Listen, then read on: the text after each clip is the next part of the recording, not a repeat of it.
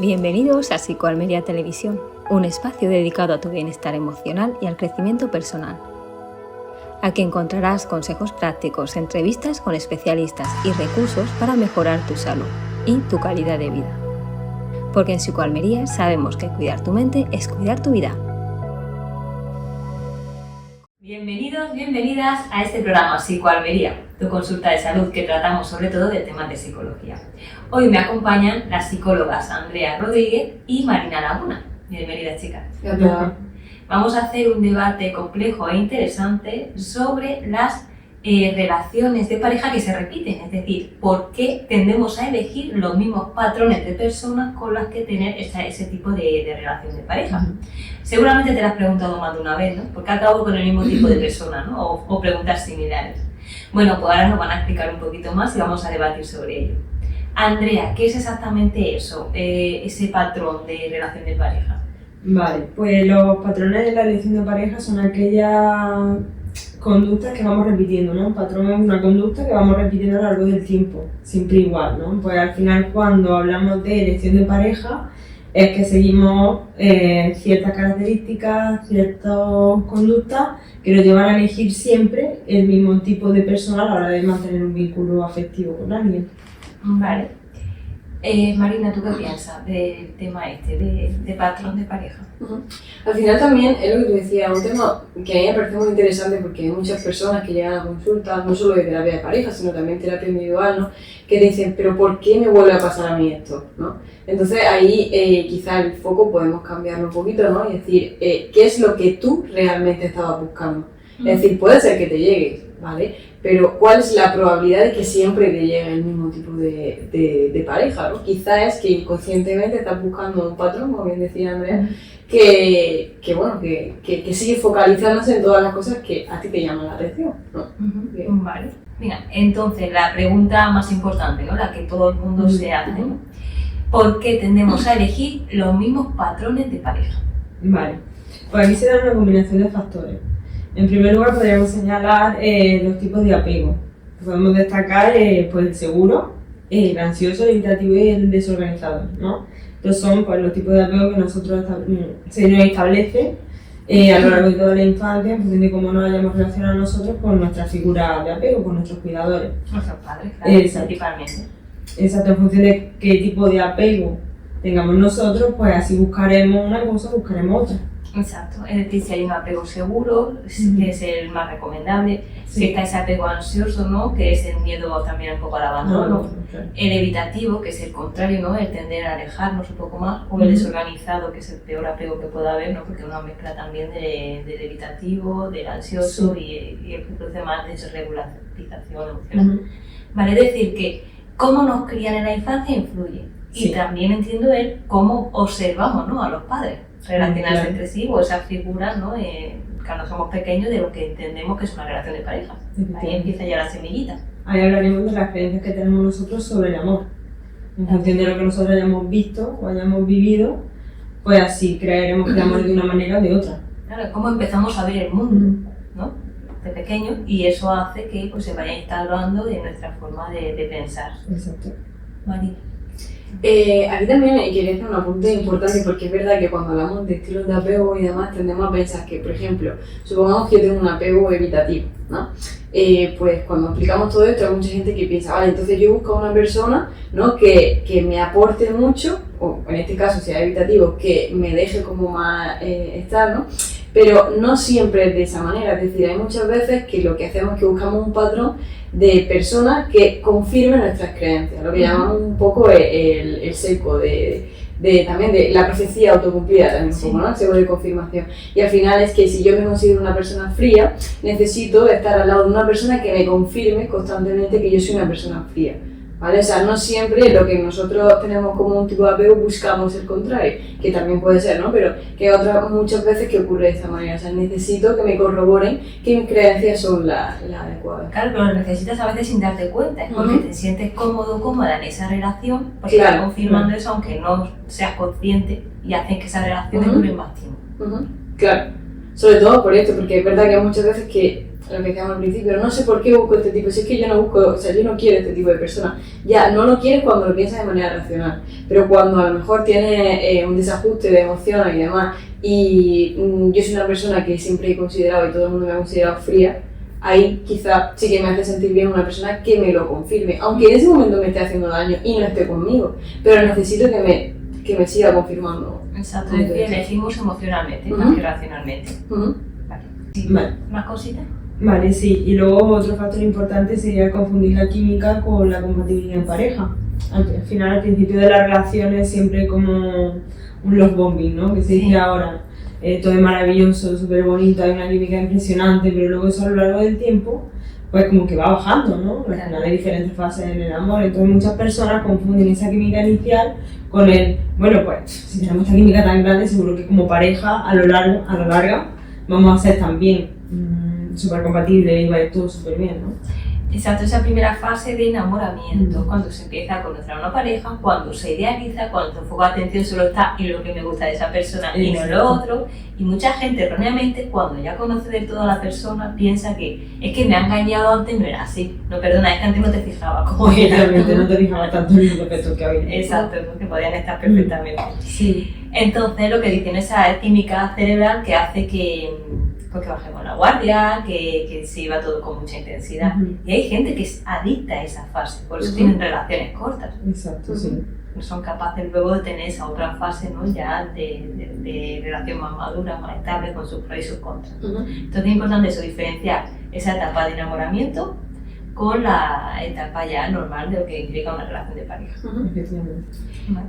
Sobre todo también quería puntualizar aquí que es verdad que al principio no nos fijamos tanto en lo malo, también porque la otra persona no nos lo muestra. Es decir, al final estamos conociendo a una persona, ¿no? Y tendemos pues a mostrar todas nuestras facetas que bueno, que pueden ser más compatibles, que pueden llamar un poco más la atención, ¿no? Pero es verdad lo que tú dices, y además que llega mucha gente a mi consulta diciendo, no, es que antes no era así, o sea, no me demostraba esto antes.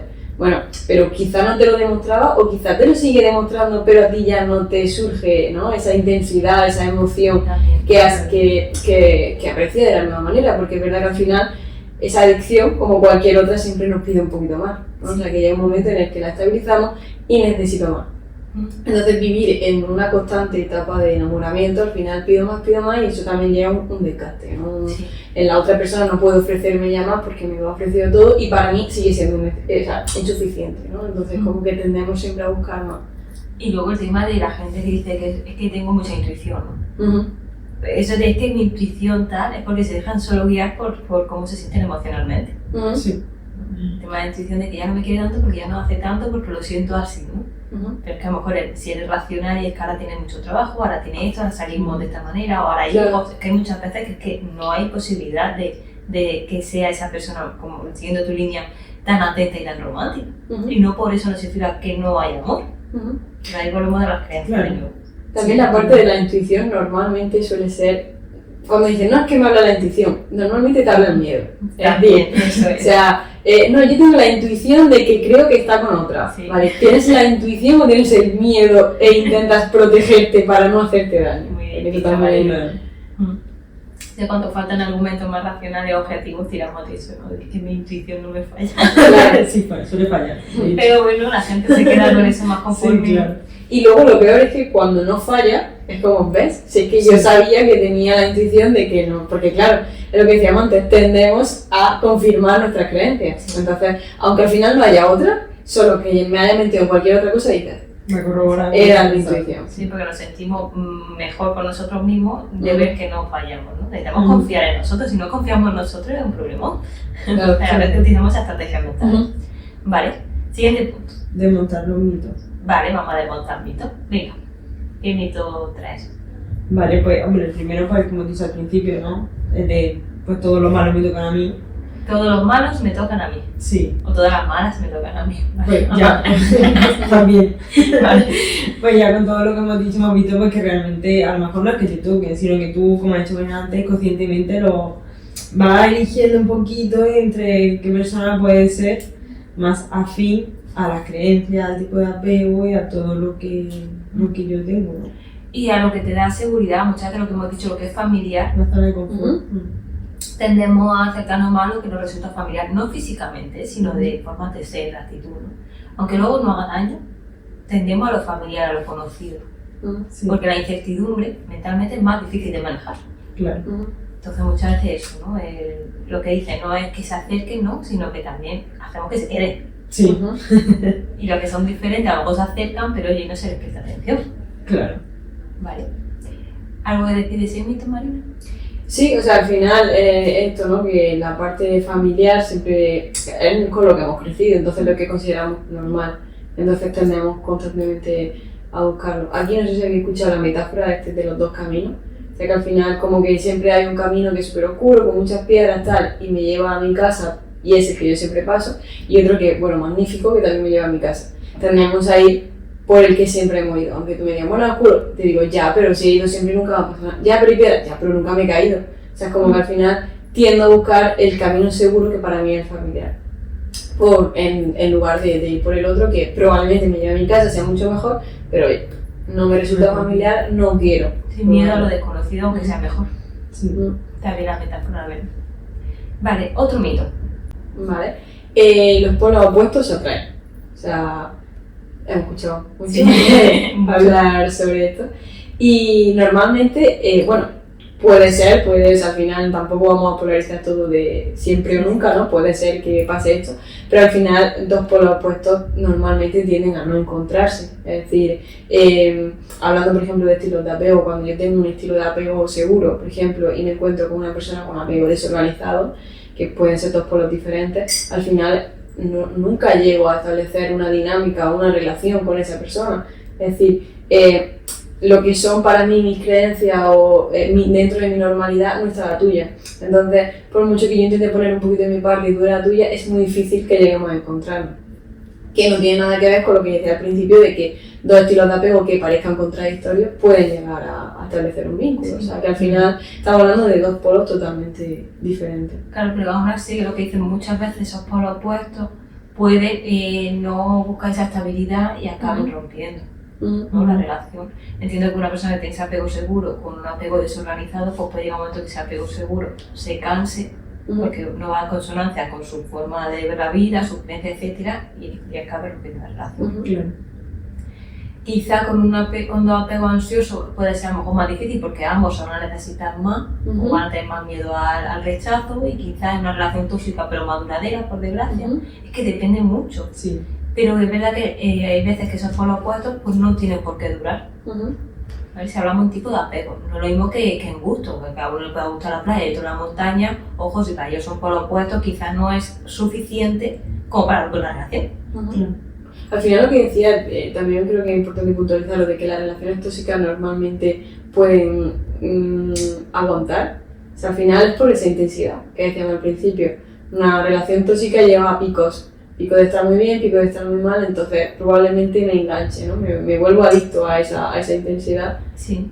Y a veces es el miedo a dejar pasar o perder todo lo que me he esforzado. Es como parecido a la metáfora esta del cine, de que pagar la entrada, tener el cine es una mierda la película, con perdón, pero claro que paga la entrada. ¿Cómo voy a irme, no? Si ya me requiere un esfuerzo. Entonces, muchas de las relaciones requieren un esfuerzo que has puesto tanto de tu parte para que eso funcione, con sus recaídas y demás, que sientes como la autoobligación de seguir.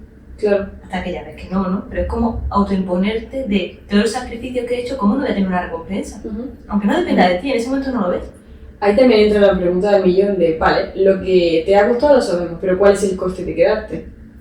Exacto, el coste que continúa, ¿no? Claro, Exacto. ¿Qué tengo yo que esforzarme para que esto en algún momento dado sí que me empiece a aportar cosas? Y que depende de ti que no, porque te puedes estar esforzando muchísimo, pero quizá el resultado no depende de ti. ¿Qué cosas controlo y qué cosas no puedo controlar? ¿Y dónde estoy focalizando mi energía? Efectivamente, son preguntas que están bien establecerte si sientes que se está repitiendo siempre esos patrones y que la relación realmente pues no funciona a corto plazo y quizá a medio largo tampoco lo hará. Sí, claro. Aquí vamos con el otro mito, que las personas nunca cambian, ¿no? Sí. Yo soy como soy y ya está, ¿eso te refieres? Es que hay dos mitos, la de las personas no cambian y la de estoy segura que cambiará, ¿no? O estoy seguro que cambiará, o me ha dicho que cambiará. Bueno, pero más o menos el mismo. No. El de las personas nunca cambian implica que tengo que aceptar a la otra persona y nunca va a cambiar. Y es un poco como una resignación.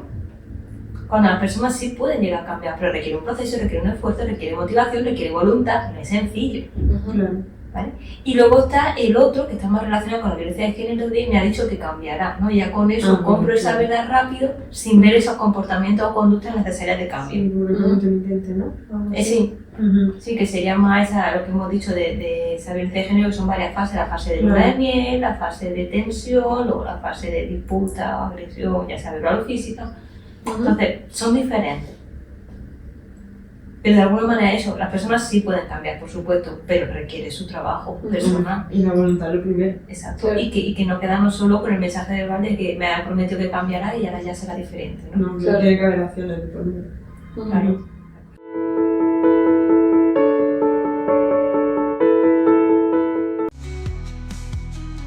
Hey, hola Pablo. ¿Qué tal? ¿Qué tal? Me alegro de verte. Qué bien te veo. Gracias, la verdad. Desde que vengo a Psicoalmería estoy mucho mejor. Venga, nos vemos, Alberto. Venga. Hasta luego. Psicoalmería es tu mejor compañía. ¿Sientes que ha llegado el momento de parar, mirar hacia adentro y empezar a cuidarte? En Psicoalmería te acompañamos a crecer y avanzar. Somos tu centro de psicología clínica en Almería, especializado en el bienestar emocional de adultos, mayores, adolescentes, niños y familias. Realizamos terapia individual, de pareja, sexología, terapia infanto-juvenil, familiar o grupal. Tu proceso es único y aquí lo tratamos como tal. Porque pedir ayuda también es un acto de valentía. Psicoalmería es tu centro de psicología. Psicoalmería es tu mejor compañía. Cuando quieres empezar.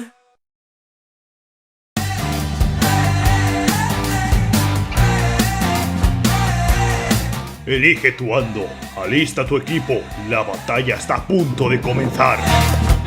Un entorno realista, misiones desafiantes. ¿Tienes lo que se necesita para sobrevivir? Para niños, adultos, amigos y familias, sin distracciones, solo tú, tu equipo y la adrenalina. Paintball Supervivientes en Hergal, a solo 20 minutos de Almería. Vive la experiencia y demuestra que eres el mejor. Reserva ahora y únete a la batalla. Visítanos en www.paintballsupervivientes.es o para reservar tu día Paintball, llámanos al 615-188-550. Paintball Supervivientes, acción de película.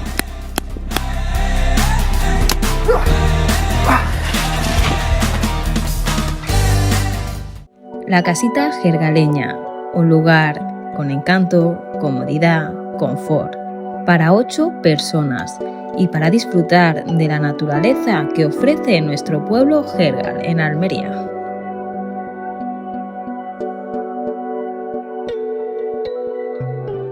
Buenas, me habéis pillado leyendo mi nueva novela La herencia oculta, una novela donde se engloba la historia, la ficción, donde la vida de Ethan se entremezcla con el legado pasado de su abuelo. Si queréis disfrutar de una buena novela, no dudéis en adquirirla.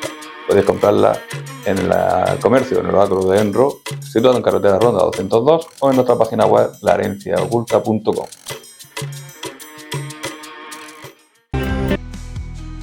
Hey, hola Pablo. Alberto, ¿qué tal? ¿Qué tal? Me alegro de verte. Qué bien te veo. Gracias, la verdad. Desde que vengo a Psicoalmería estoy mucho mejor. Venga, nos vemos, Alberto. Venga. Hasta luego. Psicoalmería es tu mejor compañía. ¿Sientes que ha llegado el momento de parar, mirar hacia adentro y empezar a cuidarte? En Psicoalmería te acompañamos a crecer y avanzar. Somos tu centro de psicología clínica en Almería, especializado en el bienestar emocional de adultos, mayores, adolescentes, niños y familias. Realizamos terapia individual, de pareja, sexología, terapia infanto-juvenil, familiar o grupal. Tu proceso es único y aquí lo tratamos como tal. Porque pedir ayuda también es un acto de valentía. Psicoalmería es tu centro de psicología. Psicoalmería es tu mejor compañía. Cuando quieres empezar. Otro mito. Los celos son una prueba de amor. ¿Qué pensáis? Hombre, pues yo creo que no. Al final los celos, es verdad que siempre como que nos han demostrado pues que esa persona es como que teniendo celos muestras ese amor, ese afecto y ese interés, ¿no? Si tú no tienes miedo a perderme, significa pues que a lo mejor no me quieres tanto, ¿no? Pero la realidad es que no. A lo mejor el no mostrar esos celos muestra una seguridad y una confianza en ti que tú no has tenido antes, ¿no? Sí. Que realmente yo lo veo también al contrario, pero hay que volver a entrar las creencias que tiene cada uno. Que esas creencias como ven el mundo. Si sienten realmente y creen que los celos es una prueba de amor, pues la persona que no es celosa no tiene ese interés que yo necesito que tenga. Exacto. Y siempre lo vemos de esa manera. Bueno, y también lo ven las personas que son celotípicas y lo ven en tengo que mostrar celo en mi pareja. Claro. O sea, que están por las dos partes, darlo y recibirlo, pero no dejan de ser realmente una inseguridad muchas veces de baja autoestima. Total. Y hay muchos tipos de celos también, ojo, fundados, no fundados, patológicos. Entonces realmente suelen ser motivos de consulta y a tratar, la mayoría de las personas que tienen esa creencia. Sobre todo porque más que los celos son una prueba de amor, yo creo que los celos son una prueba de inseguridad. Es decir, no estoy completamente segura o seguro de mi pareja y necesito reafirmarme continuamente que esta persona me elige a mí, que no va a elegir a nadie más, ¿no? Y sí, al final es motivo de consulta porque ya no solo es la relación, o sea, al final la persona que lo siente, que suele ser también la persona más juzgada, ¿no? Porque bueno, pues si yo muestro muchos celos probablemente todo el mundo me juzgue a mí, ¿no? Y a la otra persona, en este caso mi pareja a lo mejor, pues no, déjala, tal, ¿no? Pero claro, a la persona que realmente lo está sintiendo como que suele ser el foco de atención de crítica. Pero esa persona al final también lo sufre, es decir, al final nadie quiere sentirse mal, o sea, nadie en su plena conciencia diría quiero sentirme mal hoy, ¿no? Entonces, al final no solo se trabaja con la persona pues, que puede estar un poquito más coaccionada, sino también con la persona que lo está sintiendo, porque claro, experimentarlo nadie quiere, ¿no? Y hay varias opciones que realmente no haya nada, incluso están los celos retroactivos, que es tener celos de parejas anteriores con las que estás, ¿no? Es la comparación de esas personas que han estado antes y siempre te comparas sintiéndote inferior, o sea, no buscan en lo que tú destacas, sino en lo que sientes que destacaba la otra persona.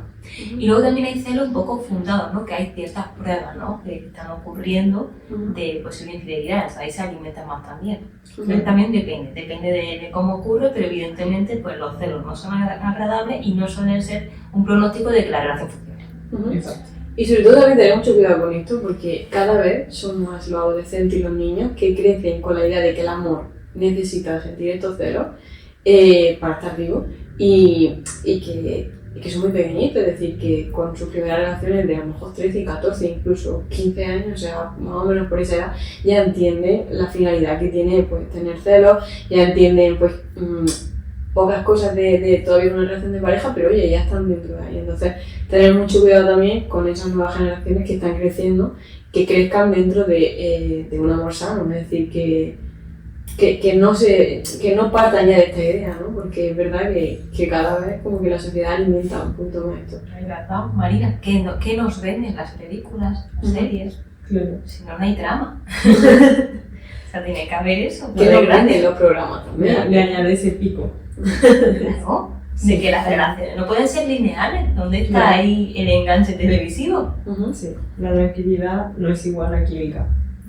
Claro, pues no había trama, ni capítulos. Sí, total. Y sobre todo también que se normalizan ciertas conductas de celos, pero se normalizan ciertas conductas de infidelidad también. Sí. Es decir, llegamos ya a un punto en el que se está creando una imagen del amor que queda un poco lejos del que realmente es, ¿no? Sí. Por películas, por programas, como la isla de las tentaciones. Sí. O sea, llega un punto en el que se normaliza, ¿no? Bueno, esto es una conducta común porque si yo la veo en televisión y todos mis amigos y todo mi entorno la hacen, ¿por qué no voy a hacerlo yo? ¿Seré yo el raro? Claro, se normaliza. Y eso hace que lo podamos hacer y que no le veamos la parte negativa. Que ojo, que habrá muchas parejas, y está bien, que quieran tener una relación abierta, si ambos están de acuerdo. Sé que hay muchas normas que son de la pareja, de ambos miembros o de los miembros que hay en la pareja, ¿vale? Pero lo que no está bien es que uno tome esa decisión sin consentimiento del otro.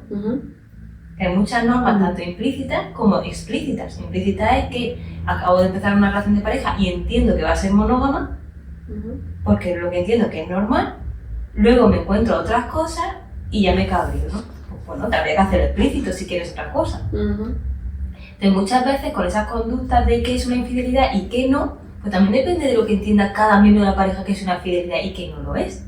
Porque para uno puede ser quizás simplemente por mensaje de coqueteo, otro puede ser solo si hay un beso, otro puede ser solo si hay relaciones sexuales. Es que depende. Claro, pero al final eso hay que hablarlo tanto si una pareja monógama como si no. Claro. Al final la base de todo es la comunicación, y si hay dos personas que se sienten y se comunican en cuanto a, oye, pues yo esto sí lo permito, yo esto no, aunque la relación vaya a ser solo de dos. Al final eso va a facilitar mucho el transcurso de esa relación, ¿no? Porque esto lo decía por lo de la isla de las tentaciones, ¿no? Que a lo mejor es más explícito algún contenido más de coqueteo, de cariño y de abrazo, y habrá gente que eso no lo vea como una infidelidad y otra que sí. Exacto.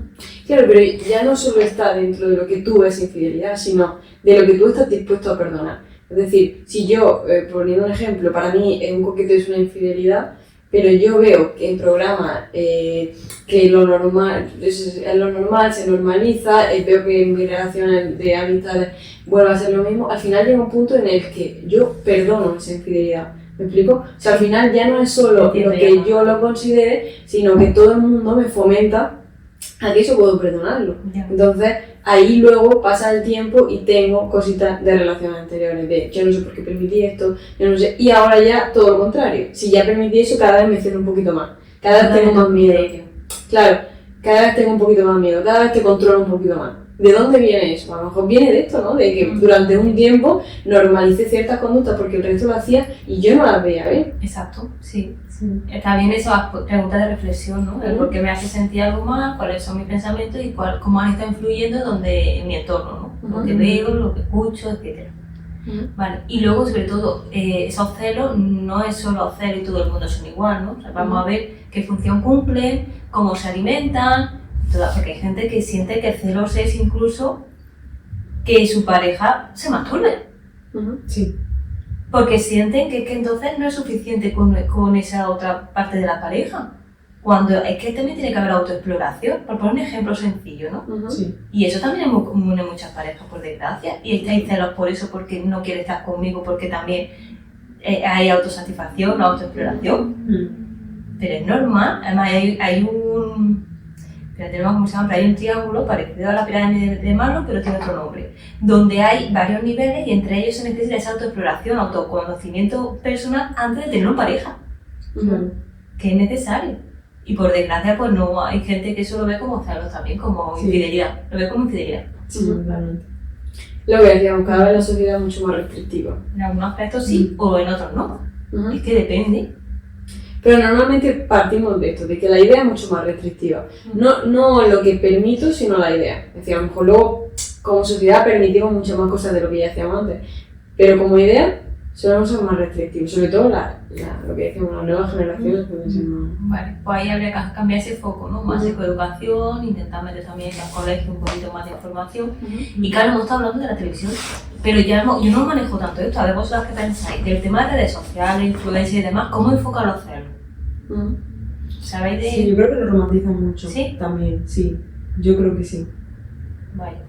O sea, al final, ya no tanto los influencers, que también, pero yo, por ejemplo, casi todos los adolescentes que vienen a consulta se mueven mucho con TikTok, ¿vale? ¿Qué es lo que yo comparto? Cuando yo comparto algo en TikTok es pues porque hay alguna frase que me ha llamado la atención y quiero que todo el mundo vea que pienso igual, ¿no? Entonces, normalmente los vídeos que más visualizaciones y compartidos tienen son vídeos así, o sea, son vídeos en los que yo romantizo, como dice Andrea, esos celos. Entonces, ¿qué pasa? Que cuando yo veo un vídeo, por ejemplo, que no estoy totalmente de acuerdo, pero veo que mi amiga lo ha compartido y que tiene 15.000 compartidos, al final digo, voy a pensarlo, y cuando lo pienso, digo, si es que yo en verdad pienso igual, y comparto. Entonces al final nos movemos todo el rato en un mismo ciclo en el que nadie termina de pensarlo porque alguien ya ha pensado por él. Porque no es solo el mensaje, es la fuente. Claro. Y si esa fuente tiene muchos me gusta, mucho tal, le doy fiabilidad y creatividad. Claro. Y la creo, ¿no? Que es igual que los anuncios de televisión que salen famosos. Como que es familiar y ese famoso, tanta gente lo conoce, pues no dudo tanto de lo que me vende. Claro. Entonces al final, por eso decíamos que me muevo en un entorno en el que desgraciadamente alguien ya ha pensado por mí. Sí. Yo solo le cojo la idea. Y llega pues problemas de identidad, problemas de no me siento del todo cómoda con mi pareja. Claro. Si yo cojo la idea o yo modifico la idea que yo tengo para poder encajar en ese en ese ambiente. Y en lugar de ver qué es lo que falla en nosotros, en ese pensamiento y en ese comportamiento, solo se proyecta en la pareja no cumple lo que debería cumplir. Exacto. Claro.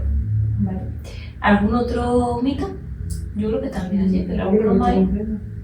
Vale. Venga, pues siguiente apartado, ¿qué tenemos? Señales de alerta. Venga, señales de alerta de que estamos repitiendo patrones, ¿no? Exacto, sí. Las personas que elegimos en las relaciones. Venga, ¿qué señales de alerta hay? Vale, pues yo creo que ahí habría que detectar un poco qué conductas son las que yo estoy confundiendo, ¿no? con el amor a lo largo de todas las relaciones que tiene, porque como estábamos hablando, al final esto es algo que se lleva a relacionar a lo largo del tiempo con diferentes parejas, no solo con una. Entonces ahí habría que hacer un poco de revisión de la historia personal, determinar para lo mejor por lo que hemos estado hablando, ¿no? Qué creencias tengo, qué tipo de apego puedo tener y cómo me he estado relacionando yo con otras parejas a lo largo de toda mi historia. Sí, hacer esa revisión de tu historia Exacto, de vida, sí. ¿no? Ver qué se está repitiendo, cómo me siento con lo que se repite. Sí, Claro. esos puntos de inflexión. Exacto. Vale.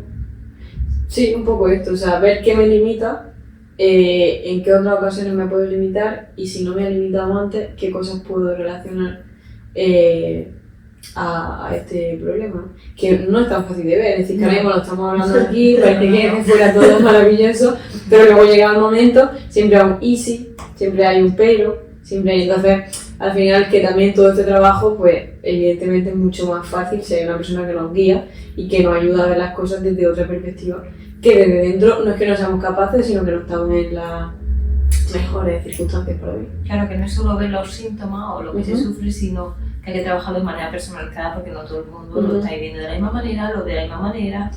Su pareja no es siempre, en todas las relaciones que atendamos van a ser iguales, hay que hacerlo personalizado en consulta, por supuesto.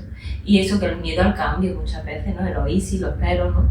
Si es algo con lo que me siento cómodo o cómoda, ¿no? Ese camino que has dicho oscuro, rocoso, acabo tendiendo a hacer lo que ya conozco. Entonces hay que cambiar eso, ese patrón y lleva un proceso, no es fácil. Pero a medio y largo plazo merece la pena.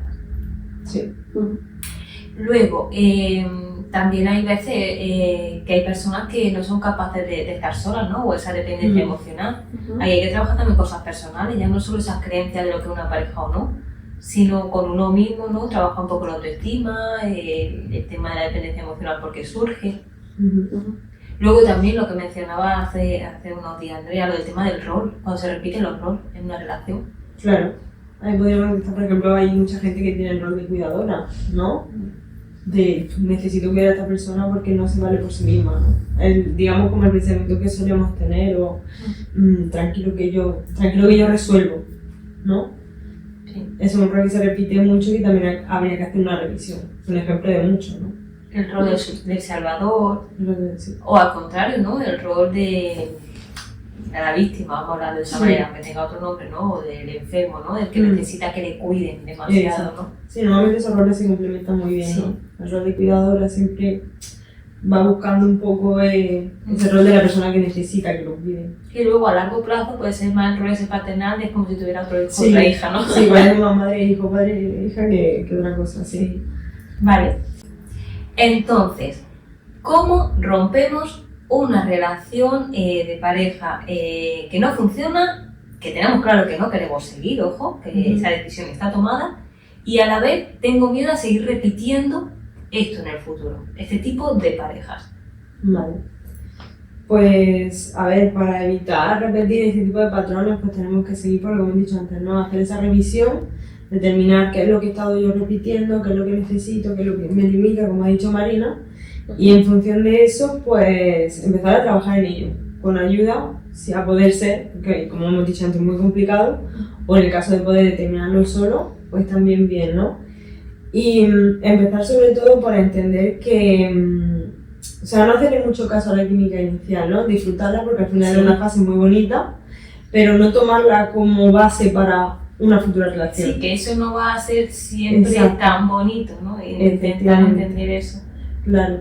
Luego a lo mejor enamorarte de lo que hay en el presente y no de la idealización de esa relación o de esa persona. Y eso también tendemos a hacerlo mucho en esas fases iniciales, ¿no?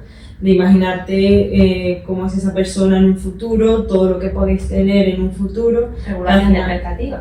Exacto, que al final es normal, ¿no? Porque todos tenemos que idealizar un poco todo, pero ir regulando eso un poco. Tener un duelo, no pasar de una relación tan rápida a otra, ese duelo de la ruptura es necesario para poder reflexionar bien, ¿no? Y hacer nuestros cambios mentales, nuestros pensamientos, nuestras creencias que nos ayudarán en una relación futura. Exacto. Intentar, a veces es difícil verlo en primera persona, pues intenta verlo en tercera persona, todo lo que tú has vivido, si lo hubiese vivido tu mejor amiga o amigo, ¿de qué manera lo verías? Así te distancias un poco de todas esas emociones que te están contaminando en las decisiones y lo ves de otra manera más objetiva, más realista. Intentar hacerte una línea de vida, que eso sí lo hemos dicho también, ¿no? De todas las relaciones que has tenido, ¿no? Ver los pros y los contras y qué te ha enseñado. ¿Vale? En el punto en el que te encuentras ahora, que todo lo que has vivido pues sea también ese aprendizaje, ¿no? Para poder... Claro. Y luego el momento que vayas a enfrentar una relación nueva, que venga esa metáfora que has dicho Marina, muy buena, de ese camino más luminoso y más bonito, que lo más seguro es que lo pises con miedo, ¿vale? Porque ese miedo tendrá sentido, pero acabará yéndose y podrás tener una relación pues, más saludable en otro aspecto. Claro. Y que al final la tranquilidad normalmente llega de cuando puedo soportar esa incertidumbre. Y sobre todo cuando ha terminado el camino, ¿no? Que muchas veces esperamos sentirnos preparados, tranquilos antes de, y eso nunca llega. Probablemente está esa seguridad o esa tranquilidad una vez que ha terminado, ¿no? Exacto. Y que para buena noticia de todo el mundo, pues bueno, tenemos neuroplasticidad, nuestro cerebro puede cambiar patrones, puede incluso cambiar ese estilo un poco de apego, ¿no? De poder pues tener diferentes relaciones, saber qué cosas me están limitando, qué cosas puedo cambiar también para poder estar con una persona que puede ser afín a mí. Entonces, pues bueno, que también es una buena noticia, ¿no? Sí. Que muchas veces que soy como soy y ya está, no limita, no duele y también pues no hace daño, entonces pues... Exacto. Importante, sí podemos cambiar. Nuestro cerebro hasta el último día de nuestra vida tiene neuroplasticidad, que significa que puede hacer cambios neuronales, aprender, hacer cambios y demás, ¿no? Porque es lo que necesitamos para nuestra adaptación, ¿no? Así que eso es positivo. Antes de despedirnos, vamos a recordar que ya queda poquito. El 10 de septiembre tenemos taller y charla del Día de la Prevención del Suicidio en el espacio Alma. 10 de septiembre, de 5 a 8, hay un taller. Lo hacemos de manera conjunta con el Teléfono de la Esperanza, un taller bastante inmersivo, no puedo dar más detalles porque tienes que estar allí para vivirlo. Y a las 6:30 daré yo una charla sobre prevención del suicidio, cuando es difícil salir adelante, algunas pautas y también pues, para poder ayudar a personas que lo estén pasando mal, tanto ellos mismos como si están en su entorno, ¿no? Gente que puedan detectar esas señales, con lo cual esa charla lo ideal es que asistáis y que recomendáis que asistan. 10 de septiembre, espacio Alma, de 5 a 8, taller, y a las 6:30 la charla, ¿vale? Os esperamos. ¿Alguna cosita antes de cerrar el programa? ¿Último consejo? Pues nada, que al final sobre todo que una relación de pareja es para poder disfrutarla, para poder sentirte tú también y sentir que otra persona te acompaña en el camino y bueno, que al final pues con todas estas cositas el propósito es ¿no? Poder estar en calma, disfrutar de esa tranquilidad y bueno, un poquito eso. Sí, igual. Sí, yo creo que igual, ¿no? Buscar esa tranquilidad contigo misma, con el otro y como dice Marina, disfrutar de esos vínculos, ¿no? Que pueden llegar a ser muy bonitos y llenarnos mucho. Exacto, no te montes películas, como las románticas, quédate con el final de Comen Felices y Perdices, que no lo vemos, pero es el que interesa. Bueno, pues gracias, chicas. Vale. Nos vemos la semana que viene. Un abrazo. Psicoalmería Televisión, un espacio dedicado a tu bienestar emocional y al crecimiento personal. Aquí encontrarás consejos prácticos, entrevistas con especialistas y recursos para mejorar tu salud y tu calidad de vida. Porque en Psicoalmería sabemos que cuidar tu mente es cuidar tu vida.